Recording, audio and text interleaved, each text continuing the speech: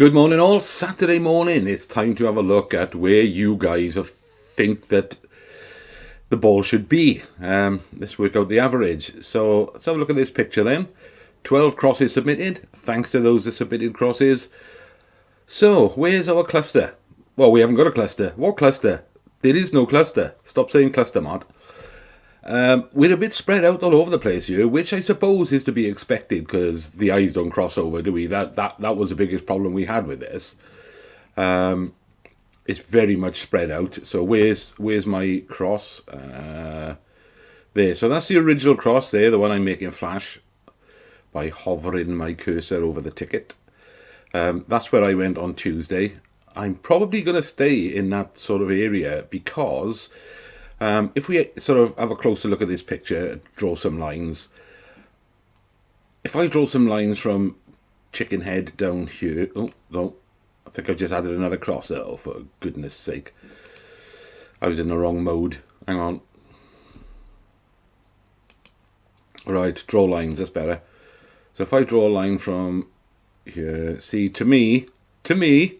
this is not a fact. He's looking down in that direction. He's definitely looking lower than the horizontal. And then this guy, whichever eye I draw a line from, isn't really going up sort of... I can't get him to go high enough to cross over. So what do I think the judges are going to do? In situations like this, what normally happens is they pick a player and go by that player. They very rarely try and get a cross between the two. So we will have some looking at the eye line of this player in white and some looking at the eye line of this guy on the right. Now, in a perfect world, with 8 judges, if 4 followed the guy on the right and 4 followed the guy on the left, then we'd have a lovely average of that one that's perfectly in the middle over there. But that's not necessarily the case, is it? Because you might have 6 going higher up and 2 going lower down, which means the average would be a little bit higher up. I still think it's going to be in that space. I think it's a safe bet there that the winning cross is going to be in that space. These higher ones up here, I can't see it because he's not looking that high, he's not looking horizontal, and if that was to be the winning cross, you'd have to have some of the judges would have to be up here somewhere for that to be the winning average.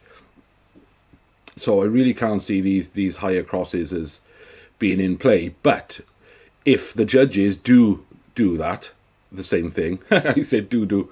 If the judges do that, stop it, then we are going to have a higher average. But again, some of them might go a bit lower. And there, so let me have a look where the average is. It's obviously going to be as close to mine. It is very close to mine. It's just below and to the right of where I put mine. So that average there is 2199, 1209.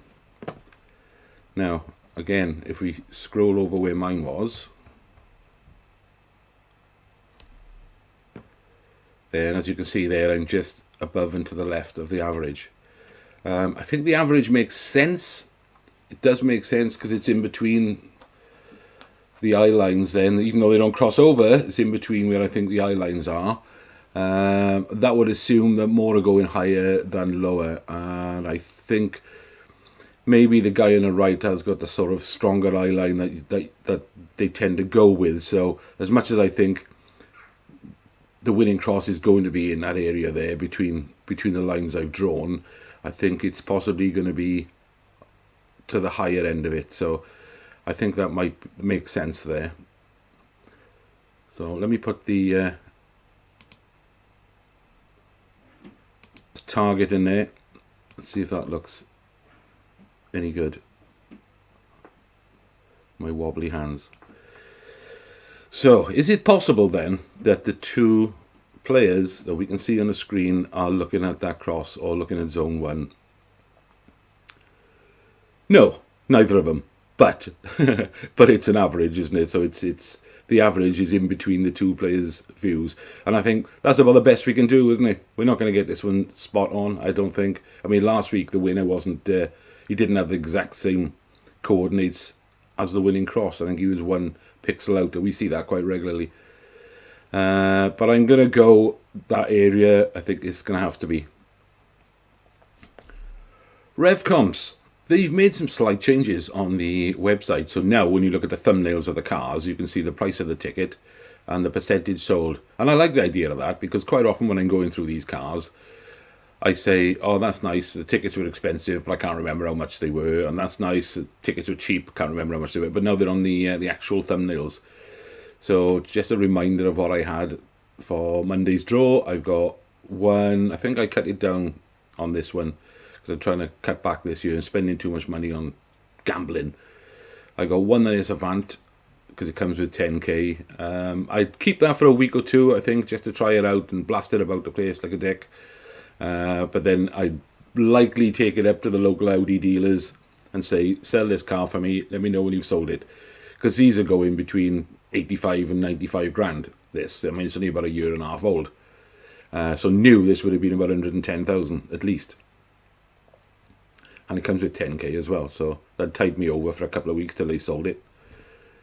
Land Rover Defender, they're alright, but heavy on fuel. The other one I had a ticket on was this Range Rover Evoque, only because it looked so bloody beautiful. I didn't bother with the others. I did like this Yeti. I watched a couple of videos this week of people with these Yetis, and this is the 4x4 one, it's a four-wheel drive, where they'd taken it off-road with a couple of people in other sort of off-road trucks, and it went everywhere. It was like a little mountain goat. It climbed every hill, rock, mud bank, you name it, it went there. So what did they put on then for next Tuesday's draw? Sorry, next Thursday's draw. They don't do it on a Tuesday, I made that up. Much better selection for Thursday. Nice little BMW M340D X-Drive. The X-Drive, as you know, is four-wheel drive. That comes with 45k cash alternative if you want. That's a nice runabout. See it Arona. Tickets are £6.27. Range Rover Sport. I got one on here because it was £100,000 cash alternative. And if you like the Range Rovers, it's interesting to watch. I might put the link actually below. There's a YouTube channel, Challenge the Road, and he's been in talks with Jaguar Land Rover about the ridiculous insurance costs and how many of them are getting stolen. So I've been following his updates. Now, after he met with Land Rover this week, or last week, they lent him a Range Rover. So he tried insuring it, and he went to his normal broker, because he's got 30 other cars, including a £3 million McLaren P1, which costs him £3,000 a year to insure. So he asked for insurance on this on a new Range Rover, and out of this guy's a broker, this other guy's a broker that he went to. Out of 30 people that would normally offer insurance on a Range Rover, only one would offer it, and I think that was about 20 grand a year to insure it. These insurance companies do not want to touch Range Rovers, which is why so many of them are going through the auctions and why they're going so cheap, because people can't insure them, and then they can't sell them because the potential buyers can't insure them. So prices are plummeting. They're sitting there in auction houses, can't do anything with them, which is a shame because they're lovely cars. BMW 1160 Sport, 1.5 diesel, that is. Look how cheap the tickets are, £4.47, 5,000 tickets. A nice little car for someone. Polo 1.2 DSG, that's the automatic. Beats, some good sound.